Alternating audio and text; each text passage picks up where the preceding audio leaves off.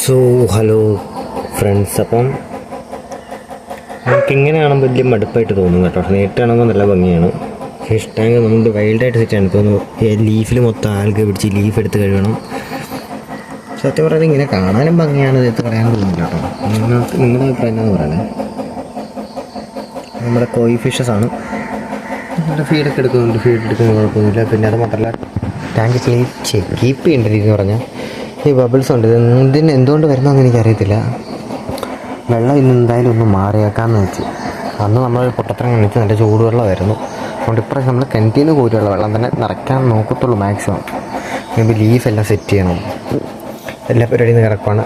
ചെയ്ത് കഴിഞ്ഞ ശേഷം നമ്മളിത് ഫുൾ വീഡിയോ എടുക്കുന്നത്. കാരണം ഫുൾ വീഡിയോക്ക് നമ്മൾ അതിൻ്റെ റീച്ച് കുറവാണെന്ന് എന്തുകൊണ്ടാണെന്ന് അറിയത്തില്ല. ഇട്ട് ശീലമില്ലാത്തതുകൊണ്ടായിരിക്കണം.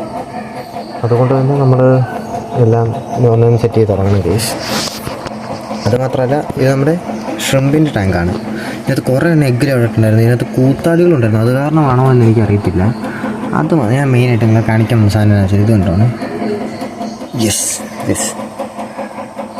കാണാൻ പറ്റുന്നു, ഫോക്കസ് ആവുന്നില്ല. അതെ, ഇതുണ്ടോ, ഇതെന്തോ ഒരു പാര. ചില സാധനമൊന്നും എനിക്കറിയത്തില്ല.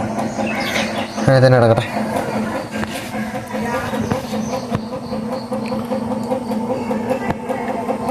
ഒരാൾ കണ്ടിരിക്കണം.